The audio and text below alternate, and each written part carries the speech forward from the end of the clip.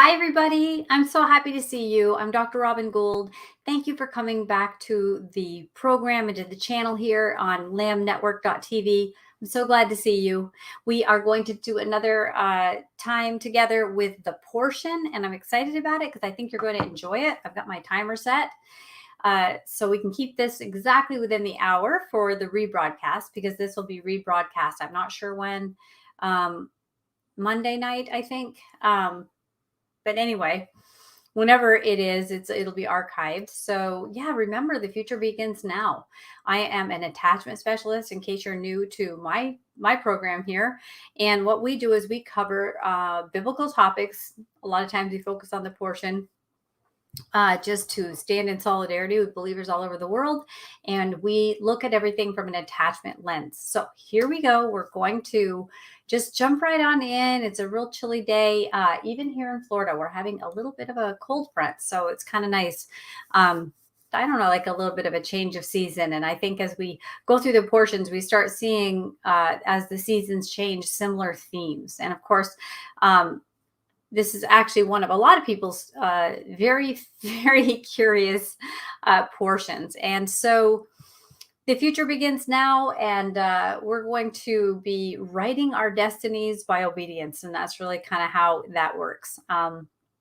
So it's called Taldot, and it's Genesis 25:19 through 28:9. That's what would cover the whole portion. Of course, we're not going to cover the whole portion. We're going to talk about a couple of themes that I think relate to attachment. Big surprise there. I'm going to just basically give you a nutshell version of what the portion is about and kind of just cover a couple of things that I think are interesting, because I think these stories and the way I interpret the Torah is twofold. It's of course the rabbis and the sages would say threefold, right? Three different levels and layers. And so, but for me, it's like stories of your family, stories of how humans work, how the Father responds to humans and the things they do and don't do, and the consequences of obedience and disobedience. And you also get what I think is very spiritual messages in the physical. And I think the Torah is a book written divinely in that way. It's there are deeper meanings to each and everything. And I think in life we learn a lot. I mean, I think that's just a natural way that humans are just sort of wired. Like I think we might see something and it's like you'll be able to depict the way you feel by something you see, right? You can be moving out of your house, for example, and then you kind of look and you see all the boxes and you think, you know what, that's my world kind of packed away. That's what my world looks like, packed away, my physical world. And it can kind of give you insight into, that's too much stuff, or wow, I don't have a lot of stuff and I'm still happy, or whatever, right? You can kind of just take something in the physical and it really teaches you something in the spiritual, or just animals or whatever, just things that we see. And of course, the Bible uses agriculture and animals and sounds and everything to teach us these spiritual lessons. And I think that's why Yeshua is so big on parables. So I think that these really happened, but I also think there's a parable in these stories. And I think there's deeper meanings to all of these stories. Ooh, the allergies. Sorry, Florida and Robin. This is just how it goes. Okay. But in this portion, we have Isaac and Rebecca. Okay, so remember the former portion, the previous portion, they got married, right? Now, Isaac's interesting. You do not ever hear much about Isaac. If you think about it, you get a lot about Jacob and you get a lot about Abraham. So you have these two bookend figures of the three patriarchs. And then you've got Isaac in the middle. And Isaac was, long promised and does give a pivotal blessing, but he's really a mysterious figure in a lot of ways. We have the binding of Isaac when he was being led up the mountain. very, very little information about Isaac. So I think I'm going to pose a theory as to why, what I think, but you listen and you tell me what you think. Okay. So um, Rebecca and Isaac are married, and it takes 20 years for them to conceive Isaac, right? So this is a big deal, right? This is a union that was divinely orchestrated. And last week we talked about the extravagant lengths the father went to get this union, made. But then 20 entire years go by before they have a child. And so that just could feel anticlimactic. Maybe when you're reading that story and you're thinking, after 20 years, she conceives, and you're like, think of how long that 20 years must have felt. Right? Okay. Interesting. Because it's kind of the theme with Isaac. Because remember last week, we talked about how Isaac went out to listen in the field, to meditate, to listen. we really get this idea about Isaac being this introspective figure with not a lot of emphasis on his comings and goings, yet an enormous impact on what he does. And anyway, I'll go on and kind of nutshell this, and then we'll kind of jump back to that. Now, this was a difficult and a challenging pregnancy for Rebecca, because even though they waited 20 years, she ends up having the twin boys, right? And she's told that by God that there are two nations in her womb. And then of course she's told that, the older will be overtaken or prevailed upon by the younger. So the older will serve the younger, which ends up becoming a real big theme. And I think I have an idea why too. And I'm just going to share this from an attachment perspective as we go. But so the firstborn would be Esau, which I think is really just kind of means like rough, tactile rough. So he is first, but then clutching onto his brother's heel was Jacob, right? Which is heel catcher, right? Which is sometimes people think he's the supplanter. And I've heard some really great different types of teachings on this. And I think that supplanter and heel catcher actually can mean the same thing. If you're grabbing onto the heel, it's like some people would say the word supplanter would be that he was evil or bad. That was bad. Like he was a bad guy. Supplanter, right? And there are, of course, things in the future we'll talk about Jacob, and I don't want to spoil that yet here. And I don't want to jump ahead in the story either, because I really want to stay with what's being shared at this point in our reading, right? I want to stay there. But if you're grabbing a heel, right, it's to supplant maybe that older person, that first rough, tactile person, right? That kind of fits with what happens in the story. But Esau, this tactile, rough guy, red, right? He comes out red, which is really actually that word for blood.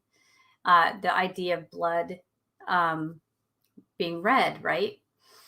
And Chabad has some really interesting things that they talk about with the blood, with the red blood cells and the white blood cells, and how they balance out, and too much of anything wouldn't be good, and how the red is to nourish and the white is to fight battles, right? The white cells. So I think that's really interesting, and I think there's actually scientific biological metaphors there too, which would be fun to get into if we had time, which we don't. But so Esau is cunning, right? And he's a hunter. So they would say like a man of the field. You've probably heard that expression a million times. A man of the field. So a hunter, right? Stalking prey and and feeling the rush and the thrill of like, um, you know, getting an animal. Where Jacob would be more of like an innocent, intellectual, wholesome version of a man. And they would call you've heard him as the dweller of tents, right? The dweller of tents, like learning, right? Like studying, right? Being a student, an intellectual. And it talks about how it says in the text, it says that Isaac was had favored Esau and Rebecca loved Jacob. So in a lot of the translations, you'll see the word but. Isaac favored Esau, but Rebecca loves Jacob. Now, there's actually no word but when you go into the interlinear and you look at the text, there's no but. That's a translational bias that leads you to believe it's an either or, but it is not unusual for parents to, I'm sure they both love both their children. And yet there are leanings of compatibility or interest or some sort of you're drawn in different ways to your different kids. I have 2 sons and I have a different relationship with each son, right? They're different people. They have different needs.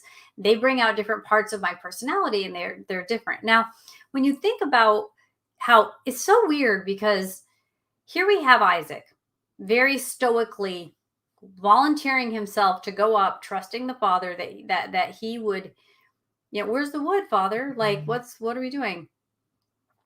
And then being a part of that, right? And then not even knowing anything about the bride he'll get, just accepting and marrying her right then on the spot, like trusting this is your destiny, right? Like, this is interesting. And he's the one that went out and was meditating in the field and saw the camels approaching.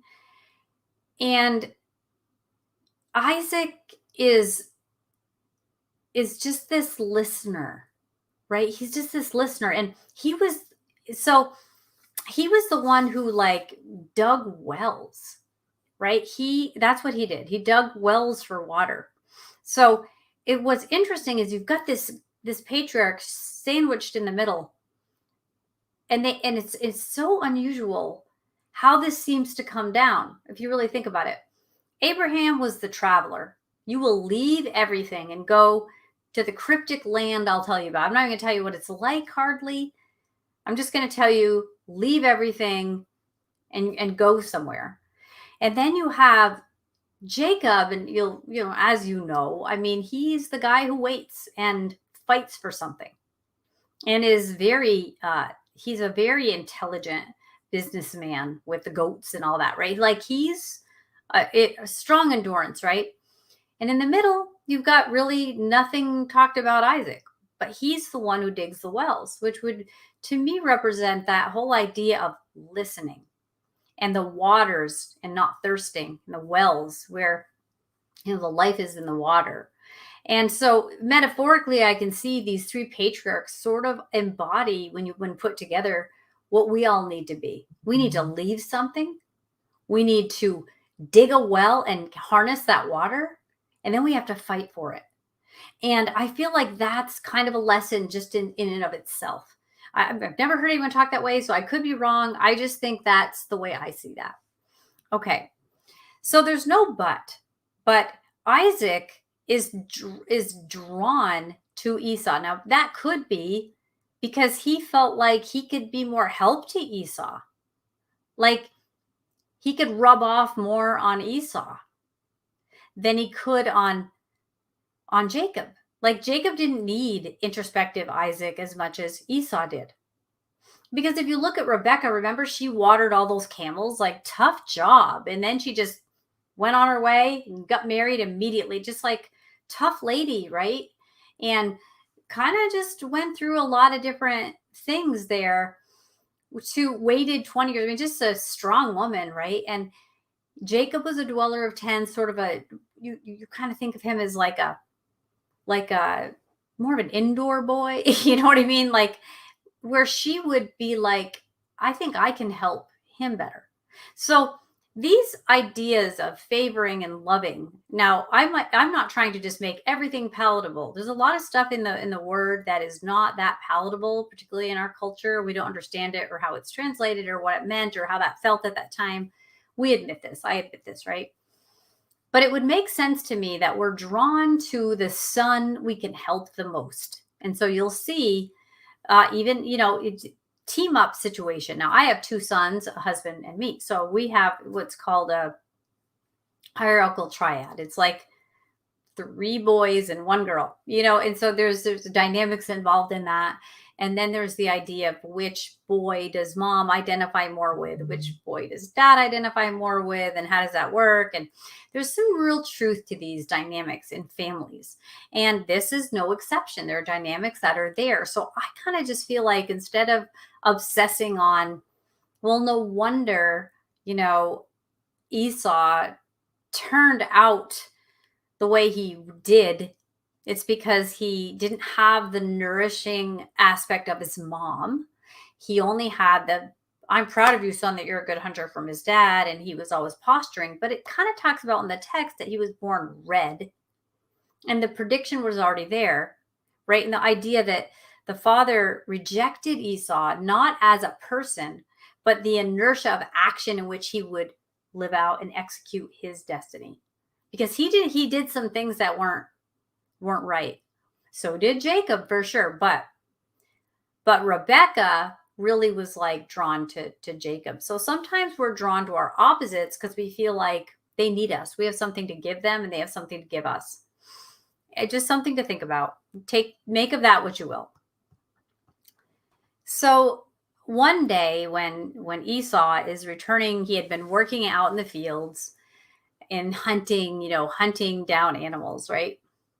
He encounters, as you know, Jacob, and he's starving. I'm really, really hungry. And what does he do? For red stew, right? He forfeits his birthright. So he demonstrates, this is why you can see there was a rejection in place here. He didn't appreciate the birthright. Being hungry was enough for him to forfeit it and sell it, trade it. He bartered with his brother. And so that kind of puts into motion the idea, so that's the hand on the heel and that's the supplanter. Okay. Because we're going to get into the nefarious way that this blessing was obtained. And I'm sure you've heard this, but he does surrender those rights of the firstborn. And this red lentil stew, right? Now in Gerar, and I'm thinking about, I guess I have time to get to that, but where the Philistines inhabit this place, Gerar. And this is where Isaac, so we do get a little bit more insight into Isaac, which is kind of a repeat of Abraham, right? He presents Rebecca instead of as his wife, but as his sister, because again, this is the self-preservation of what if you kill me? And because people would want Rebecca. She was beautiful and desirous, for people when they would look at her. She had an appearance that was really beautiful. So when we know that he is a digger of wells, he's a digger and a finder and a preserver and he does construction and guarding, he farms the land for water, right? That's a well digger, right? Now they were originally dug by Abraham, but he also adds on to that by digging his own wells, a bunch of them, right? And then he battles, there's kind of some conflict with the Philistines. Go and read that. And but the waters of the third well. So that number 3 is usually the word that would be corresponding with resurrection. It means resurrection, right? So coming back to life. Really, this is really interesting, right? That the third well is where there's soothing, calm. It's tranquil, right? And so that contention dissipates. And so that third well, that idea of that I'll never thirst again, I've come back to life. which would always proceed before you go to battle and wage war over what you know you have to protect and defend. In Jacob's case, this will be Rachel, where, we've got the Leah Rachel thing, which we'll talk about in the future. But just to kind of put this into the patriarchs, into this little sandwich of who Isaac is, right? Now, what Esau does is he disobeys the commandments not to take foreign wives. And that was a very big deal, because when you take on foreign wives, you're taking on the risk that they will seduce and persuade you into their foreign ways and worshiping other gods. No. But he marries these women, these Hittite women. Okay, so that's what Esau does. And I want to make sure I don't get my names confused, because sometimes I'll say Isaac and I mean Esau. But if I did that, just you know what I mean.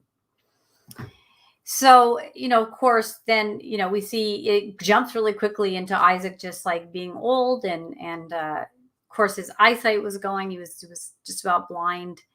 And so he is getting near his death. He's sort of on his deathbed, and he's like, okay, now's the time to bless the firstborn. I'm going to bless Esau. So he tells him to go and make his favorite meal.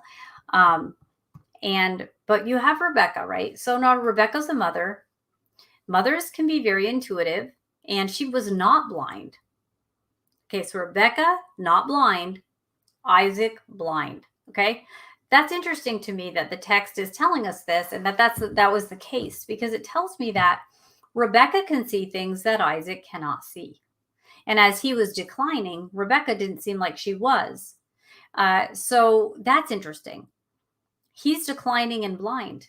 So he wants to, there's some sort of favor he had for Isaac. Maybe Esau. Maybe I keep doing that.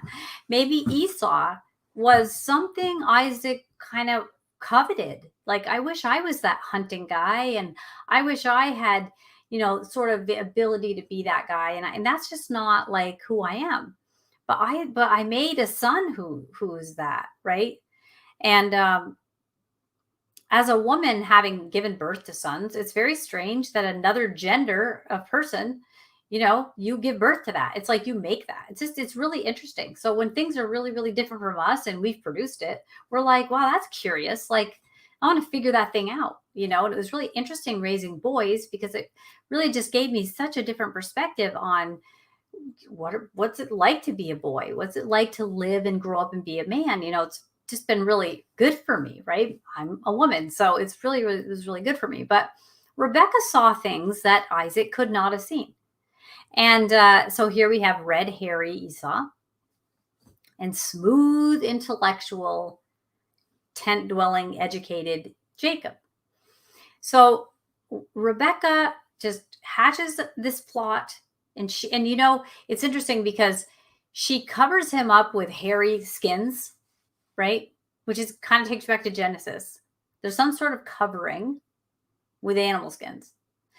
And she covers up his arms and his necks, the parts where Isaac would grab and be able to know. So she had this ready, I think. I think she was so not failing mentally and with her eyesight that she knew this would happen.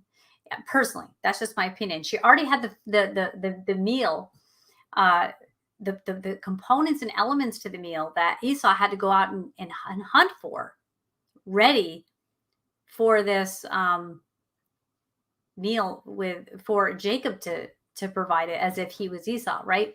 Now, back in the days without refrigeration, I'm sure they had meat preservation in many ways. I don't know, but it could be that she kind of had that meat ready every couple days, so it was ready when it was supposed to be freshly cooked. I think this was very premeditated, because she saw things.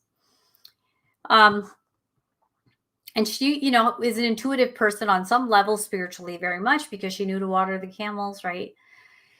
So she puts these skins on her son and makes the food. And then she takes the food, hands it to Jacob, and says, go ahead and receive your father's blessing.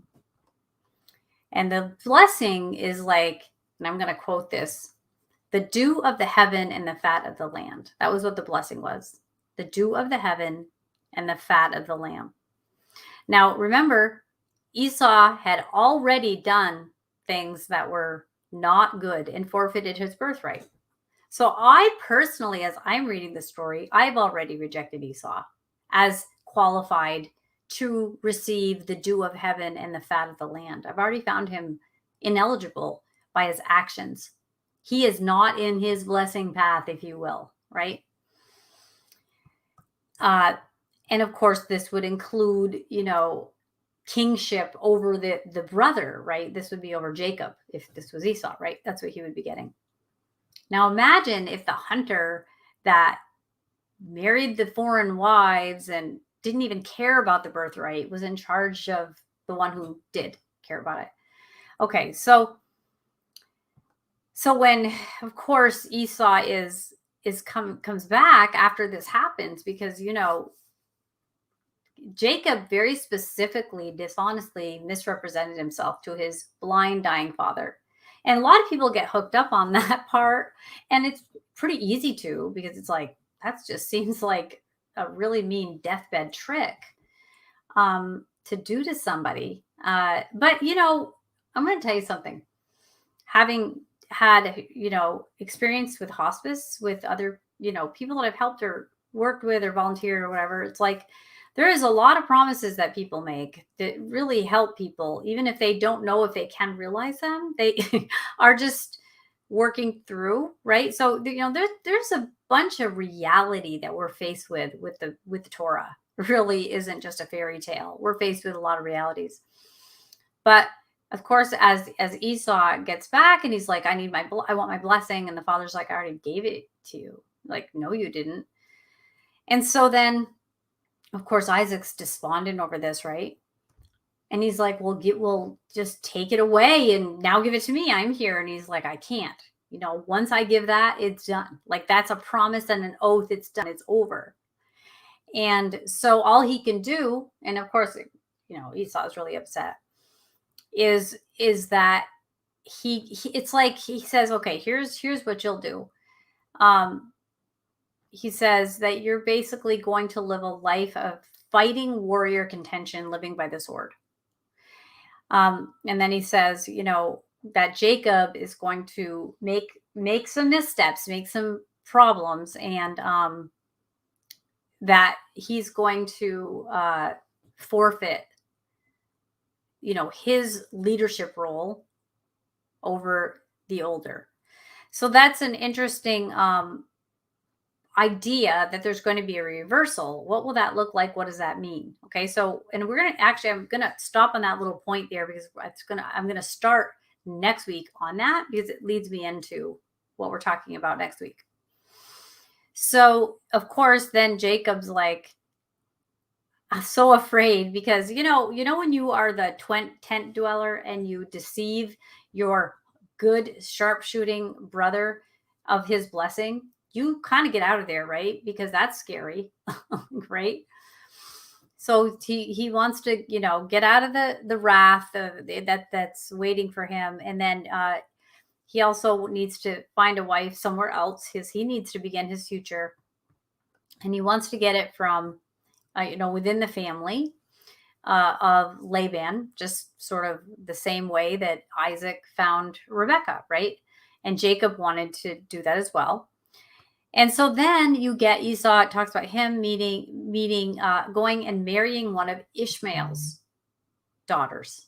And that would form an alliance between that. So you've got the Hittites, which would be against Jacob. And then you've got Ishmael, where it talks about, like, before that, at the end of the last portion, if you read that the 12 princes Ishmael gives birth to were always in animosity with their brothers. They were brothers, but they were like, they did not get along.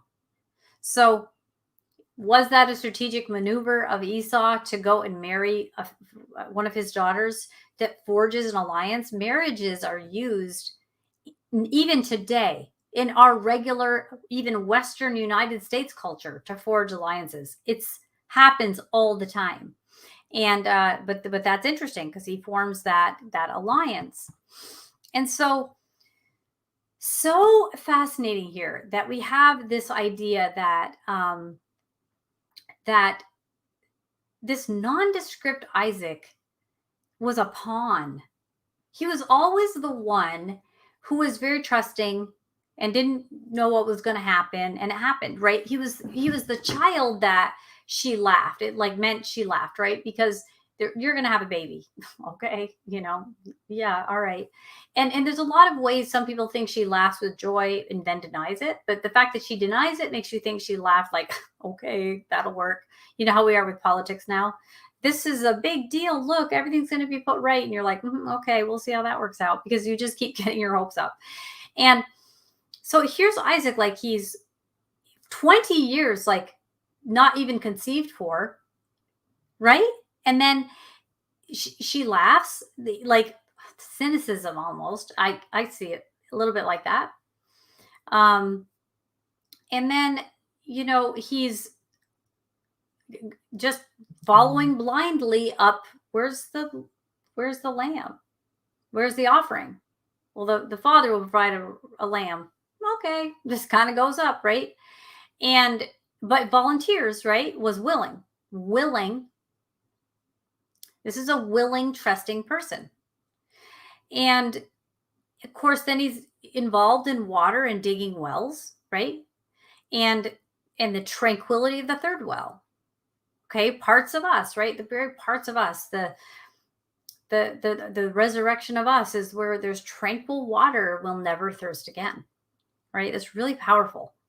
And then of course we have, waiting for the first. Of course, we also have him waiting for his bride, just like, okay, Eliezer is going to go off and get me a woman. I'm going to spend the whole rest of my life with her. My lineage will come from her. So I'm sure he'll pick the right one. And then it just says he immediately takes her, puts her in his tent, and makes her his wife. Like, what a trusting person, just so willing, right? Like, talk about willing, right?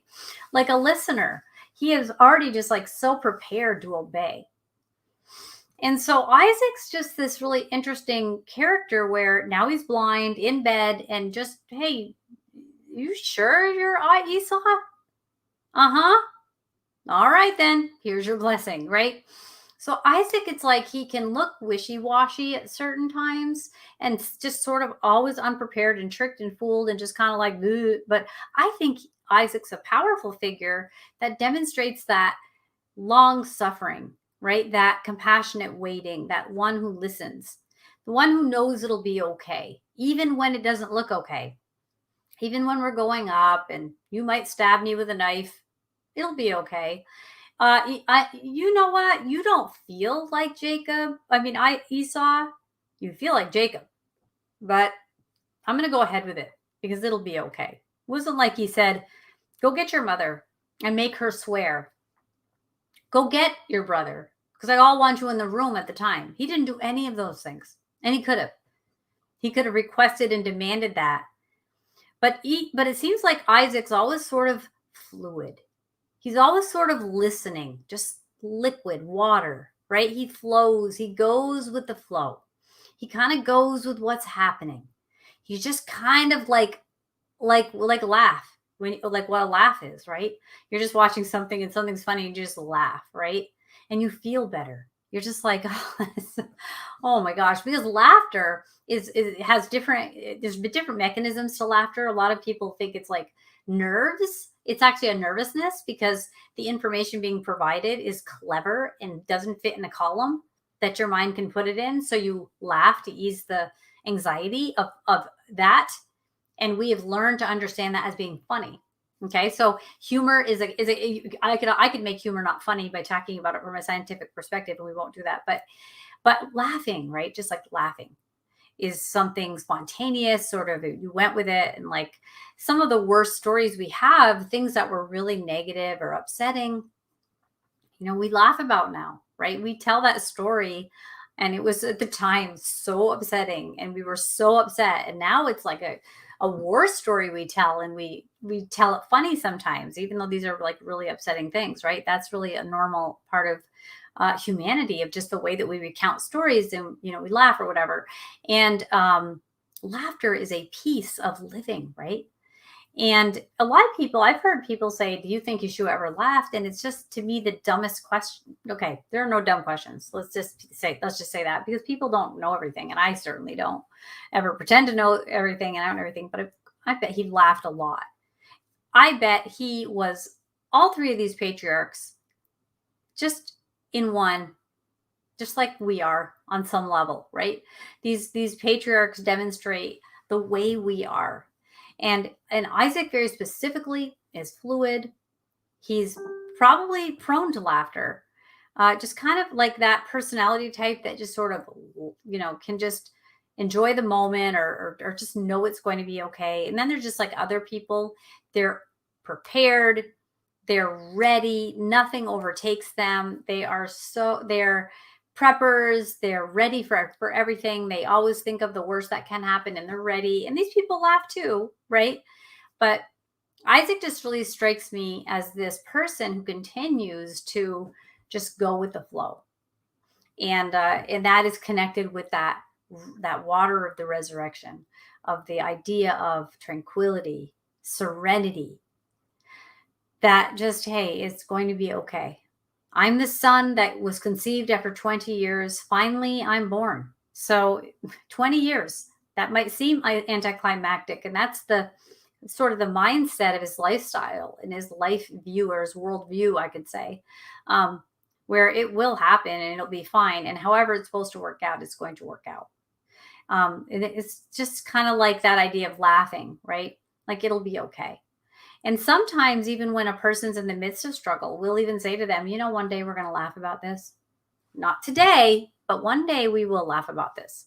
We will tell this story and it will be really funny. And I can tell you a lot of stories in my own world where at the time I was just, whatever was happening was intolerable at that time. And now it's just so funny. I remember even watching this movie. It's so funny, years ago, and it stuck with me forever because it was a point of connection with, I think, all humanity on some level. But it's this movie called, it was called Crimes of the Heart. And it starred Sissy Spacek and Dan Keaton and Jessica Lange. And they were these three like really offbeat sisters from this weird family. And there's this one scene, and I never forgot it. And I actually, any chance I get to watch that scene, I will watch that scene. But it's a really offbeat movie. I loved it. I mean, I was an offbeat sort of a poetic thinker. I just found so many things about this movie just touching on that sort of stranger humor that's more popular now, but back in the day, this 80s or whatever. But there's this one scene where they find out that their grandfather like had a stroke or was dying. And so two of them are kind of depressed in the kitchen, and the other one was out, because they all have their different characters, the uptight one, the kind of just goofy one, and then the promiscuous one or whatever. Anyway, so the out all night woman comes home and she's like, hey, what's up? And she's like, we're just kind of depressed because grandpa, is in the hospital. And then it's like the tension and the sadness and everything that was going on just kind of hit those two, and they just started laughing. And the other one's like, what are you laughing about? And they're like, well, they had a stroke. And they just could not stop laughing. And it was so funny.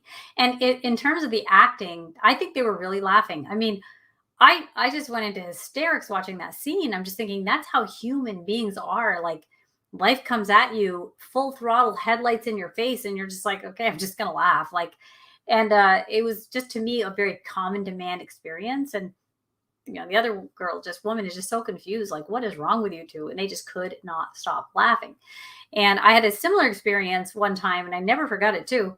I used to be a case manager for this autism program. And I remember I was in a meeting one time, and one of my coworkers and I had an encounter with a client, and there was some event that had happened that wasn't about the client. It was about something about the event of the person at the venue or whatever it was. And it was just kind of like, it wasn't working out what we were trying to do with the client, the way the venue was working. And it wasn't funny at all, because it was really disruptive we had to go through all this red tape to make things work. But as we were trying to explain it to the group, I don't know what came over us, but it was just the same thing. We just started laughing and laughing and laughing and laughing and laughing. And we couldn't even finish. Like literally, there's 20 people at this table, 10 on each side. And here we are standing up and we're giving this presentation. And we're just like splitting a gut. We just could not stop laughing. I mean, I can't even tell you how funny and how embarrassing it was. And no matter how hard we tried to stop laughing, we couldn't stop laughing. It was so unprofessional. And I remember our boss just looking at us like, what is wrong with you two? Because we were so good at our jobs. But my goodness, we just couldn't even stop. And it kind of made me think of that scene. It made me think, there's just nothing new under the sun. And after we really, really laughed about this, when we went back to troubleshoot, we are told them we were 3/4 of the way there to accomplishing the objective that we were talking about. But after laughing and laughing and we were wiping our eyes and we were just like sweating. It was so funny. And they were like, we're just going to adjourn this meeting until you two can, put yourself together, which was awful and embarrassing. But afterwards we were like, it was like the idea came right to us. Like that was so funny. Now that we're not so worried and stressed and our energy is more toward like, that was hilarious. I'm actually glad that happened because that took 10 years, of death off me and added 10 years of life to me. And we actually were able to go ahead and troubleshoot that problem very easily. Like in 5 minutes, we came up with the answer. And it was from laughing. And so anyway, I just, find these stories in the Torah. And when I read them, I'm thinking, okay, so all the people are the same in the world. Different people have different proclivities. We have different cognitive functions. We process information differently. We have different things that we like and don't like and the way that we relate and how introverted or extroverted we are. And those are true things about our cognitions, which kind of, when they're comprised, make up our personalities. That's fine. And I get that. That's perfectly fine. But there's this common to man experience as we walk through this planet, right? Like it's just something that I find as I read the story, I say, oh my gosh, like I would laugh too, or I would do that too. Or I remember when I was in this meeting and I couldn't stop laughing, or yeah, I can't imagine just the camels are coming. I must be getting married in 2 minutes in a tent. Like, so sometimes we compare ourselves to people in the Bible. Now, if we can understand that we're in a different culture, in a different mindset, in a different time frame, with different idioms and translation, things that get lost in translation, if we can figure that out, we really can put ourselves in these positions and we can identify so strongly with what is happening. Because I think the Torah is always telling us how to live and giving us examples that, yes, that's how everyone lives. Like that's what it's like to live. And that there's a comfort in that humans are humans and we can live with that reality, right? That this is not like a book about fairy tales. And so when people paint pictures of Noah's Ark and they just have this like goofy giraffe with a big tongue hanging out off the side and a huge elephant and a koala bear, it's like hanging off the side of this little boat. It's all tilty. It's like, no, and then they present this to children as like this fairy tale. I don't think they're really doing the Torah any service. I don't think they're giving the truth of the ark any credibility. And I know there are people that think that the ark story is just a metaphor. I completely foundationally disagree with that. I do believe that there was a vessel constructed as said and was able to house these animals. And I do believe that Answers in Genesis addresses this well. And I think it's exciting and amazing. And you're not going to talk me out of it.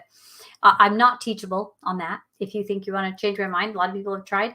No, I think that's real. And I kind of resent these artistic renditions of these animals that are silly, and just making that vessel look unstable, rather than the Father putting eight vessels of love, 8, which is the number of infinity, putting eternity safe in an ark and maintaining its safety, invoking that promise, right? Invoking that promise that he said that he would keep them safe. And then, of course, all the bow in the sky and all that. So anyway, look at Isaac here. Look at what we've got here with Isaac. We've got Abraham, who left everything and traveled. He encountered strife and he made good decisions with how to separate from Lot. He cared about the people. He lied about his wife until he got her back. Like this Abraham figure was that first, there's just that first like I am, like all of these things are just so amazing that Abraham was selected to be this traveler. And then you have Jacob, who just fights and waits and just doesn't give up, and he's so long suffering. And Jacob is so important in that way. Then in the middle, you've got well digging, water farming, going with the flow, Isaac. And what is the core of us, right? That living water right there in the middle, right? So we're traveling toward our destiny. We've got that living water right in the middle. And with that love and living water, we'll fight for the good. Not because we're exclusively God's warriors, but because we're in his family. And sometimes you fight for family, right? Sometimes you fight for goodness. And pretty much all the time, right? You have to stand up for what's right. And nothing comes easy, right? Nothing comes easy. We will toil and sweat by the sweat of our brow. We will draw food from the ground, right? That is what was promised, and he has been faithful to that promise, and we do that.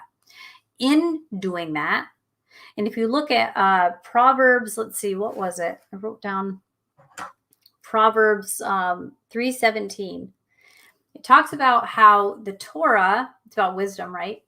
That the Torah creates peace, because rules and laws and promises create peace. So whenever we have like kids, you're like, you know what? The kids are doing X, Y, and Z. I need peace in this house. Here's the rule. Do you know it's never, oh, we've got kids in the house. They're doing this and that. I need peace. There will be no rules. This idea that there's no rules and that the rules of the Torah are legalism, there's no peace when there's no rules. And any good father knows that. So whenever the peace is disrupted, you're like, okay, so who's not obeying the rules, or are the rules good enough? Like, right? Do we need to add rules? And rules keep us safe. It makes things pleasant. It even says it makes things pleasant and brings peace. And so the Torah is a book of peace. As much as it talks about war and death and murder and horrific things, like it really does have a lot of very controversial content in it. It's a controversial book. I mean, it's not an easy book. It is not for people who need everything, who can never get in touch with their Isaac, right? They can never get in touch with, well, it's going to work out. It's fine. This is the way it's going to work. We have to get in touch with our inner Isaac. That's just a part of it. That living water that will never thirst again. That's got the series of wells from the traveler that Jacob will draw from. There needs to be that centralized, peaceful, meditative place where we find zero, meaning no stress, meaning belief, meaning trust. And that's that water, those still waters. And the Bible is very clear about the water, right? He leads me to water. Water is a sustenance. There's life in the blood. The blood's made of water. So there's just a lot to all of those things from an attachment perspective. It's just to look at the people as people and how are they responding. And instead of just taking the regular nomenclature, the way that we talk about this, like actually think about this whole idea of rejection and preference with Rebecca and Isaac, with Esau and Jacob, and actually taking a step back for a minute, relaxing, getting to zero and thinking about this a little more, that this wasn't like bad parenting. These are just dynamics of parenting. And the text saw fit to bring that up because it was a point to be made. That Rebecca the way I read that is that Rebecca was going to help Jacob because there was something about him that she could help. She was probably more like Esau, and Isaac was probably less like Esau and more like Jacob. And so they were working out their own lives. And we do that through our kids, right? We always say, I want to give my kids better than what I had, and whatever I had, and I had a great parents and great upbringing and everything. But what I'm saying is there's always things that you're like, every generation should always be like a little better, right? That's the idea. Isn't that we morally slide. It's that we morally collide with better goodness, right? So we're always kind of going forward, right? We're always going forward. So I kind of look at the dynamics of that family, and I have that dynamic in my family, like in terms of 3 men and 1 woman. And my sons are quite different. They're both intelligent and they're both awesome people, but one's more geared in this direction and the other is totally not geared in that direction. And so where do we have impact? If I'm, let's say I'm a really good performer and I can ice skate really well and I want to have an impact somewhere. I'm not going to go and ice skate for all the people that ice skate. I'm going to go to people who've never seen ice skating and maybe skate for them. And they might be like, wow, that's really neat. She's interesting. Let's hear what she's about. And then you know what I mean? So it's like sometimes where the impact is going to be where it's the opposite of us, where we're going to bring something else in. And we should be bringing our gifts to bear where it's needed, not just where it's echoed back to us and we're all in agreement. Now, like mind and like kind doesn't always mean that we all have the same exact whatever. It just means our goals are the same. Our moral compass is set to the same thing. And within that scope, we all bring our gifts to bear.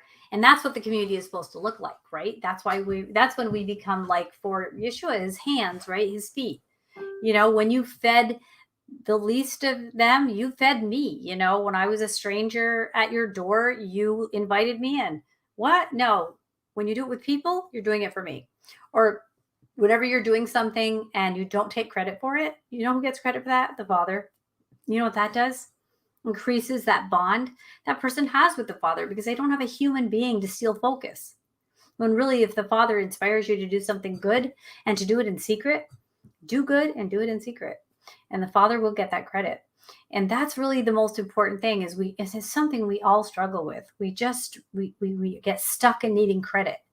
Isaac was not that guy, right? Isaac didn't need credit. He was never the guy that needed his name in lights. And I think that people who go into the earth to find water and preserve it, like those people aren't like, look at me. It's more like, look at that. So there are of the 3 patriarchs, Isaac's the least visible, but the deepest, right? And the one that was the most trusting and the most fluid and the most go with the flow, sandwiched in between these other types of heroes that were more visible, right? And had more of a, Jacob has that extraordinary love affair that we get to read about. Abraham's just the man of journeying, right? And all about the idea of how he, even when you read like in the sages, we'll talk about how, the idolatry of the land he's in, he would smash the idols and he wouldn't have anything to do with them. And so he was selected specifically because he would come out of that. And so the patriarchs, right? You have these 3 patriarchs that I think speak to the deeper parts of us. If we could look at it that way, it speaks to the dynamic of parenting. And the book of the Torah is about your parent and how he parents you and stories of your family. And these are things that I think that I don't want to forget about. Also, we learn about, unsavory alliances, triangulation. I talk about that in my program where we talk about the power figure people, the people that really want a lot of attention about how they're involved in healing ministries. They're involved in deliverance. They're involved in this and that. It's them. This is all about the optics of them proving out God's love for them rather than God proving out their love for him. And, this is just bothersome to me where you have these people triangulating God into their, see, God loves me, you can tell by this. You don't, that just doesn't have a place in our world, right? In our pursuit of our divine Father, of understanding his pursuit of us, which is really where it is. It's he's pursuing us, right? His grip on us is what we trust so much more than anything else. But feeling secure, feeling embraced. And when we get into those power struggles where we need a visible form of power, we need a sign. Well, this happened and I knew the Father. And it doesn't mean that Eliezer, which I think represents the Holy Spirit, wasn't, visible. But it was never to take credit for itself. He was always about his master and his destiny and his mission. And so so when we read about Ishmael making this power alliance with Esau, I think this was a planned destructive union that hasn't worked out well. So, make of that what you will. But I think this story is jam packed full of attachment themes. If we can take our time and kind of connect with the humanity of these people, that these aren't just like divine fairy tale caricatures of humans that the Father put there just so you could learn something, but He's really telling you this is what humans do. This is how humans act. And if you can just look at your family and how to me, Robin, look at your family. You have 2 sons. How does that work? How might that be something that's relatable to this family? So am I over humanizing the Torah? I don't know that that's possible, because the Torah is written about humans and about the Father's intervention with humans. And sometimes where He would choose not to intervene, right? And a lot of people hold that against the Father, like He chooses not to intervene. And people want it both ways. They want free will, and they want the Father to interrupt and enforce His will on all these things. They can't make up their mind, can they? But they're never happy. But we are happy, right? We can be happy because we have the Father who gives us pleasant laws in a pleasant book that's really wild to read. But if we can just get into depth with this, if we can just kind of address that inner Isaac side that can dig for that well, find that tranquil source of the third well, and sit there and listen and watch camels approach. And then even if we are doing a blessing, making a mistake, not knowing exactly what we're doing, trusting whatever, and it didn't work, you know what? We can just say, well, blessings all delivered, signed, sealed, and gone. And yet this will work out. Because he was weeping and upset, and Esau, very upset. But in the end, it wasn't reversed. And this is the way it worked out. So I think there's a lot of meat in there. And I just think these portions, I think Genesis is definitely my favorite book of the Bible. I like Exodus. I think I like Exodus too a lot. I think I can't pick a favorite, but I think you can kind of see where I'm coming from, that these stories are about you. This is really important for you to know. These stories are about you. Even if they're talking about your family, that's what you come from. Right? These are your people. So anyway, I think it's exciting. I think it's fun. I'm glad that we have had this time together, and that I pray that you have enjoyed this time. And I would hope that next week, when we're going to start kind of where we left off, where I mentioned, and go into the next portion, I hope that you can kind of meditate, put this in your little mental crock pot, and let that simmer all week, and find yourself in the Torah, because you are in there, and the Torah is in you, and you're in the Torah. So I just want you to understand that is good news. So the future begins now, and I'll see you next week. Bye. We are richly blessed to bring you what we believe is the fullest, most diverse, yet up-to-date progressive teachings, discussion, and prayer programming you can find anywhere on this planet. Be sure to take the tour of the MessianicLambRadio.com website. I'm Susan Hoogie, thanking you for joining us on the Messianic Lamb Video Network.